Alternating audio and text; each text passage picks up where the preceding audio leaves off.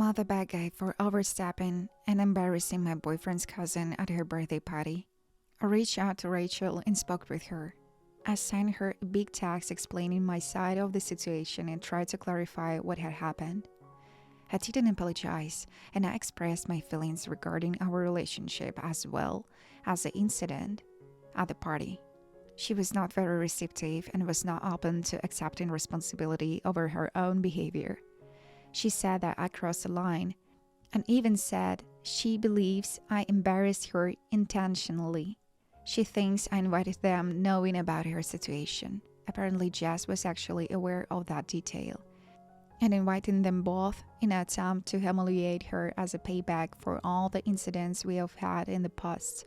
Basically, her treating me like ass. I spoke to Jess as well. I reached out to her and expressed how I felt regarding her kicking me out of the party that I was essentially co-hosting, as well as how I felt towards her, basically throwing me under the bus and enabling the situation between Rachel and I to get much worse. She was also not very respectful. I was surprised by that since we've been best friends for years and never had any issues within our friendship. It was clear she was completely on Rachel's side, and not only that, but also apparently shares Rachel's dislike of me. Rachel believed that I planned this entire ordeal to intentionally humiliate Rachel, and thinks I tried to create a conflict between herself and Rachel as well. They both have said they believe I should apologize, not to both of them, and said they are not comfortable with being around me until I do. I spoke to Ben about everything. I told him about this post. We read through some of the comments and we talked about this entire situation. He said he wanted to be aware of everything that was going on, so he was with me while I texted with Rachel and listened to any conversation with Jess on the phone. He apologized to me for not intervening sooner, for not leaving the party with me, and also for not realizing that Rachel's behavior towards me was beyond sisterly teasing. He took full responsibility for not hearing me and not validating my concerns whenever I addressed them. He reassures me that he will be speaking to Rachel about her behavior and setting firm boundaries, and promised to do whatever he can to make sure it felt comfortable and safe within our relationship, which was such a huge relief after everything that happened. There is something else he shared with me yesterday too, and this was honestly the one thing I was not expecting. Apparently, a few days ago, Ben, Rachel, and Jess were hanging out at Rachel's. He said Rachel's didn't want to invite me, and neither did Jess, and that he found out that they were verbalizing that to him. What he found the most odd, though, was Jess' behavior towards him. He said he felt uncomfortable, and in the moment didn't want to assume she was flirting with him. But ending up leaving, and after witnessing our conversation felt he should share this with me, he's starting to think there is potentially more to it. Moving into today, literally a few hours ago, Ben came to see me and told me Rachel stopped by his place. He spoke with her and addressed everything he said he would. Her response to him was pretty much the same as her response to me. Shockingly enough though, she also told him she thinks he shouldn't even be dating me to begin with. Told him she's no longer going to pretend to support our relationship and that he would make me much more better match with Jess. She ended up confessing to him that Jess has developed some feelings for him, which is what brought them closer. And she's talked with Jess about how much better suited they'd be than Ben and I. He shut it down immediately and came straight over to tell me about it. We've decided that we are going to distance ourselves from the friends group and cut ties with Jess. He's already blocked her and everything. I didn't even ask him to, and left the group chat we all had together. I've heartbroken to learn that my best friend will do something like this, but kind of starting to think she was never my best friend after all. It still hurts to lose the only best friend I've ever had. I haven't spoken to her about this yet, and I don't think I'm going to. I don't want to waste any more energy with such awful people. Ben's been extremely apologetic and feels really bad about the role he inadvertently played in all of this, as well as the way Rachel has been treating me. which to me is a good sign and had been very relieving. He's an amazing guy, and I'm so happy to see that I was right in thinking that all this time. He also respects my decision to cut ties with Rachel and has agreed to discuss further what kind of boundaries we will be putting in place going forward in terms of the family dynamic. He even spoke with his mom about all of this after our talk to make sure she's in loop regarding our boundaries as well as Rachel's behavior. She was very understanding about it, and they both even insisted on paying me back what I spent on the party. But I don't want to accept because their support is more than enough. With all of that said, it's only been a day, so I'm not sure how this will all play in the long term. I'm still very overwhelmed by the turn of events, but nonetheless, I'm glad I came here yesterday. If I didn't, I don't think I would have gotten the courage and confidence to confront the situation the way I did. I've also decided to start therapy again for my social anxiety and to hopefully fix some of the self-esteem issues that I've been avoiding for a while, which is something I'm really happy and proud about. And I have to thank you all for helping me realize I needed that help. Sorry for all my rambling and for this extremely long update. Thank you all again for each piece of advice, each perspective, all the words of encouragement, and even harsh but necessary reality checks. I appreciate it all. Thank you. I'm not the bad guy for telling my sister-in-law to ask me first before bringing their children over. I live with my wife, her 3 children, 11, 12, 14 years old, and a 1-year-old baby of our own. I work from home and my wife is a stay-at-home mom. Many times we argued because she accepts to have her family come over before consulting with me, or just let me know a few minutes before they arrive. Today my sister-in-law, my wife's sister, brought her 2 children, 2 and 11 years, and left them here, having told my wife a few minutes earlier. My wife apparently can't say no to anything, so obviously that's okay with her. So I got a few minutes notice too of this without being consulted. Okay, I thought, I don't want to deal with so many kids right now, so I went upstairs to work. Given that my wife can handle so many kids at once and we have a 1-year-old baby that requires attention all the time, the 2-year-old and our baby happen to be on their own, although for a short while. Long enough for the 2-year-old to push our baby to the floor and made him cry. Later, I found out what happened exactly watching our security camera. This made me furious. I was thinking, if you accepted to take your 2 nieces over without consulting me, at least watch over our baby and what they are doing. Since I'm not getting any respect in this matter from my wife, I texted my sister-in-law, showing her the camera footage, saying that my wife nor I could take care of so many kids right now, and that please ask me first if she wants to bring their kids, since my wife will not consult me first. She immediately got mad and picked them up, although I said that's not needed, that I just want to be asked first next time.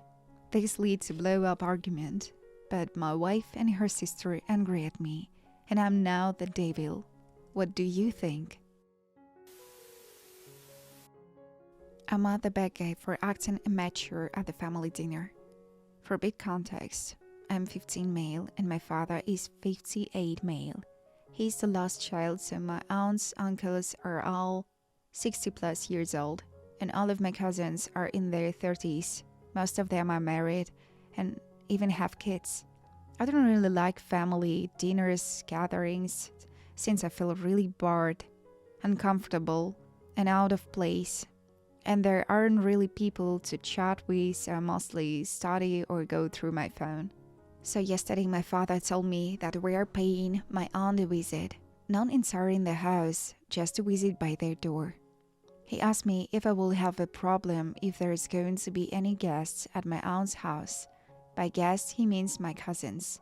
I said yes, because I don't really like most of my cousins because there is a huge age gap between us, and I can't really talk to anyone. He said okay, and we went at 8 p.m. I usually sleep super early, so I slept at the car. Next thing that I know, my father wakes me up and tells me to get out of the car.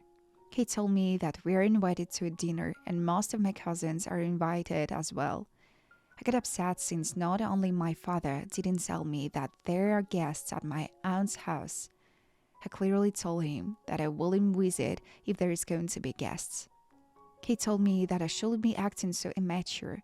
We had a mini argument at the car, but at the end, we got out of the car and went to my aunt's house. I was so sleepy and it was obvious from my eyes. I only said hello to people that greeted me first, and yeah, I know, acknowledged my existence. Then sat at the corner and went through my phone, because I had nothing better to do. I refused to sit at the dinner table because I wasn't hungry and I was kind of sleepy. My father kept side-eyeing me on the table with an angry expression on his face. We left at 11 p.m. My father got so mad at me and told me I should grow up and be more social. And me not sitting on the table was extremely impolite. He refuses to talk to me for now. So, am I the bad guy? Am I the bad guy for not getting my boyfriend's twin brother a birthday gift? So my boyfriend James has a twin brother Josh. Josh lives a few hours away and I've only met him twice. We're not close. However, I do have his phone number. James and Josh recently had their birthday and I got James some fancy flowers and gourmet chocolate and some other things because I'm a helpless romantic. I don't know how, I assumed through James, but Josh found out what I got for James. He texted me to catch up, but it eventually led to him asking me about the shopping number for his gift, because it had been a few days and it hadn't arrived. I was confused, and I told him that I didn't get him anything. He got super offended and blocked me. I talked to a friend about the whole thing, and she said that it was kinda unfair to get one twin a birthday gift and not the other. She told me I should just get him something cheap to appease him and not make bad blood with James' family. I don't think I'm in the wrong, but his strong reaction and my friend's words have me second guessing. So am I the bad guy here? Am I the bad guy for making my brother-in-law pay for his son's meal after I said it was my treat? I don't see my sister and her family very often, so when I do, I tell to splurge on them. I am child-free for now and the foreseeable future, but probably not forever. I took her family out for dinner and I said it was my treat. So it was my sister, her husband, his mom who lives with them, myself, and 3 kids ages 15, 12, and 10. I took them out to a steak place on their city I always wanted to try. My 15-year-old nephew looks at the menu and says he wants the tomahawk steak. I told it was 3 pounds of meat plus 3 full sides and he should probably pick something smaller. My brother-in-law says his kid can eat it all, and I said it was my treat and that I'm trying to cheap out. It is $119 for the steak. I said fine, but if he doesn't eat it all, then you have to pay for it. He agreed. We ordered, and waiter tells us the tomahawk is usually shared between several people since it comes with 3 shareable portions of side as well. I asked my brother-in-law if he's sure. He looks at the kid and smiles and says no problem. We ordered, and when the food came out, the tomahawk and side took up almost half the table. The kid finished less than a quarter of the steak and only a little bit of the sides. When the bill came, I asked to pay for 7 meals, all the drinks, and all the tip. The tomahawk steak on a separate bill for my brother-in-law. He paid with ill grace. My sister said that he used the budget that they had earmarked to take the family to see new Spider-Man movie. I felt bad, but I think that he wasn't a bad guy to try and waste my money. He thinks I'm a bad guy for following through and making him pay for something that mostly went to waste. Yes, they took the leftovers home. I'm the bad guy for refusing to let my parents put a tracker on my phone. So context. I'm female, 28. My life has not turned out the way I wanted to. I still live at home with my parents, who are extremely controlling. All my friends have left the country, and so I'm on my own. Most of my time is spent at home, at work, or going on solo walks. I don't drink. I don't go to gym or play sports anymore. I don't have hobbies outside the house. I haven't dated anyone for 7 years. All in all, a very uninteresting life. My one solace is being outdoors in nature and walking. My parents aren't happy with this. They think women should not go on walks by themselves, and it is dangerous, in their words. I know it will be better to ease their concerns if I had someone to go on walks, but I don't. My mom has been trying to get me to share my location on my phone with her for years.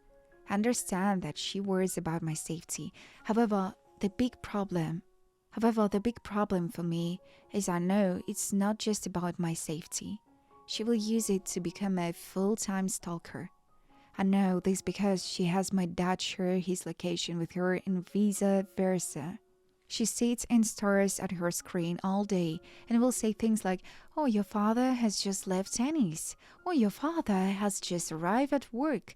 Oh, your father is leaving the pub."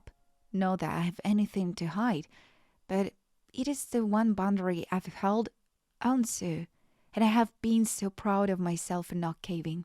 Today I decided that I will take a trip up the coast and go for a walk along the sea. I told my parents about my plans. My mom asked that I call her and keep in touch. Once I got there, 2 p.m., I called her and told her where I was.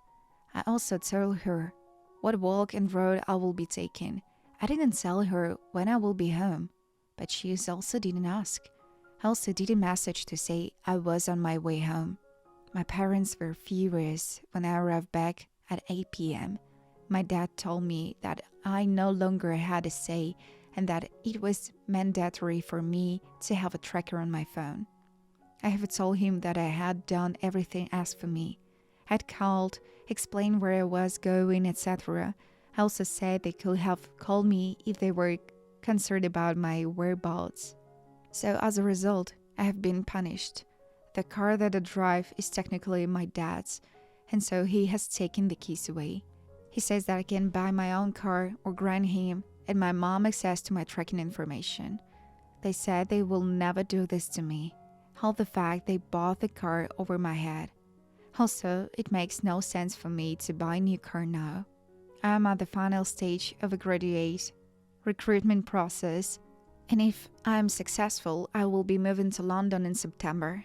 However, I need to survive between now and then, and without a car, the little life I have is impossible. So I'm at the bad guy for refusing to let them put a tracker on my phone, while their concerns is my safety. Any thoughts will be greatly appreciated.